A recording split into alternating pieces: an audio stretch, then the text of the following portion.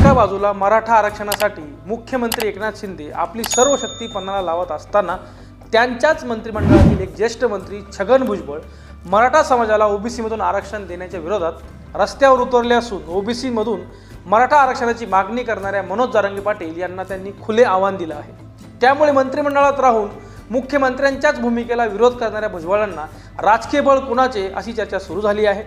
शिवसेनेमध्ये असल्यापासून छगन भुजबळ हे आक्रमक नेते म्हणून प्रसिद्ध होते। काँग्रेसमध्ये आल्यानंतर विरोधी पक्षनेते म्हणून त्यांनी काही काळ आक्रमकता जपली, परंतु त्यानंतर काँग्रेस राष्ट्रवादी आघाडी सरकारमध्ये मंत्रिपदावर विराजमान झाल्यानंतर त्यांची आक्रमकता कमी होत गेली। महाराष्ट्र सदन घोटाळ्यात झालेल्या अटकेनंतर भुजबळ पूर्णपणे बदलून गेले। शिंदे सरकारमध्ये मंत्री असताना ते मराठा समाजाला कुणबी म्हणून आरक्षण देण्याच्या विरोधात पुन्हा आक्रमक होऊन मैदानात उतरले आहेत। ओबीसींच्या आरक्षणाच्या संरक्षणासाठी आपण लढत असल्याचा त्यांचा दावा आहे, परंतु याआधी महाविकास आघाडी सरकारमध्ये मंत्री असताना व ओबीसींचे राजकीय आरक्षण रद्द झाल्यावर त्यांची आक्रमकता का दिसली नाही असा प्रश्न उपस्थित केला जातोय। मनोज जरांगे पाटील यांच्या मागे संपूर्ण मराठा समाज एकवटला असून त्या समाजाला विरोध करण्याची भुजबळ यांची हिंमत कशी होते, तेही सरकारमध्ये मंत्री असताना। त्यामुळे त्यांचा बोलविता धनी कोण आहे, तो वेगळाच कोणीतरी असेल अशी शंका देखील बऱ्याच लोकांना आहे।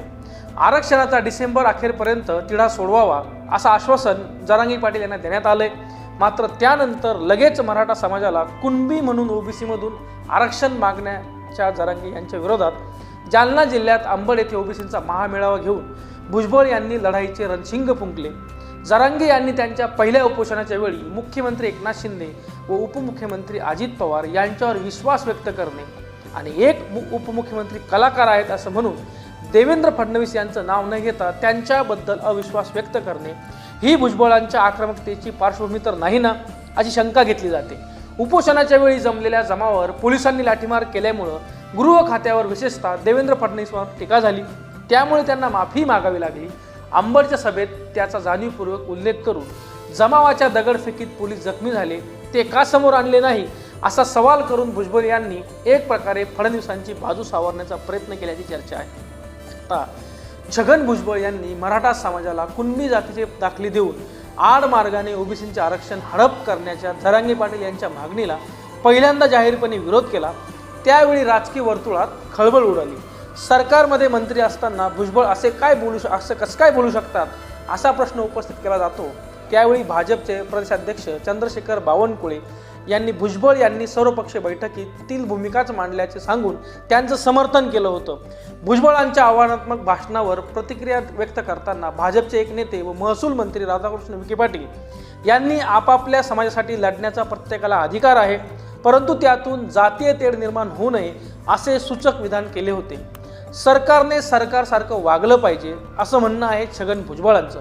मराठा समाजाला कुणबी जातीचे प्रमाणपत्र देऊन आरक्षण देण्याची मागणी करणारे मनोज जरांगे पाटील यांच्या विरोधात राज्याचे अन्न व नागरी पुरवठा मंत्री जे छगन भुजबळ आहेत ते आक्रमकपणे उभे राहिलेले आहेत, ते आपल्याला दिसतंय। आपली ही आक्रमकता सरकारलाही आव्हान देणारी नाही का असे भुजबळ यांना विचारलं तर सरकारने सरकारसारखं वागलं पाहिजे, कायदे वगैरे काही आहे की नाही, आमच्या सभा रात्री 10 वाजता बंद केल्या जातात, त्यांना रात्री 12 वाजेपर्यंत परवानगी, हे बरोबर नाही असे मत भुजबळ यांनी व्यक्त केले। मी आधी आक्रमक झालो नाही, परंतु त्यांनी गावबंदी करायची, लोकांची घरे जाळायची, पोलिसांना जखमी करायचे, आम्ही गप्प बसावे का असा सवाल त्यांनी केला। माझी भूमिका मी घेऊन निघालो आहे, पक्षाचा मला पाठिंबा आहे की नाही याचा मी विचार करत नाही, माझी भूमिका ज्यांना मान्य असेल ते माझ्याबरोबर येतील, अर्थात पक्षाने मला विरोध केलेला नाही याकडे त्यांनी लक्ष वेधलं। आता छगन भुजबळ विरुद्ध मनोज जरांगे पाटील असा वाद आपल्याला समोर होताना दिसतोय, परंतु खरंच प्रेक्षकांनो या वादातून मराठा आरक्षणाचा तिढा हा सुटणार आहे का? दोन समाजामध्ये किंवा दोन जातींमध्ये, याच्यात दोन जाती तर म्हणता येणार नाही, ओबीसीमध्ये काही शेकडो जाती आहेत। छगन भुजबळ हे एका जातीचं प्रतिनिधित्व करतात की ओबीसी समाजाचं प्रतिनिधित्व करतात हे त्यांना माहिती। मनोज जरांगे पाटील यांनी खरंच ज्या मराठ्यांना आर्थिकदृष्ट्या जे दुर्बल आहेत त्यांना आरक्षण मिळावं, मराठा समाज बऱ्याच आरक्षणापासून वंचित राहिल्यामुळं मराठा समाज हा तेवढी अग्रेसर प्रगती करू शकला नाही असं मनोज जरांगे पाटील यांचं म्हणणं आहे। बऱ्याचशा महाराष्ट्रातील जिल्ह्यांमध्ये जुन्या नोंदी सापडत आहेत, त्यावरती मराठा समाजाच्या बऱ्याचशा व्यक्तींचा कुणबी असा उल्लेख आहे, म्हणून सर्व मराठ्यांना सरसकट कुणबी प्रमाणपत्र द्यावं असं मनोज जरांगे पाटील यांचं म्हणणं आहे किंवा त्यांची ती मागणी आहे।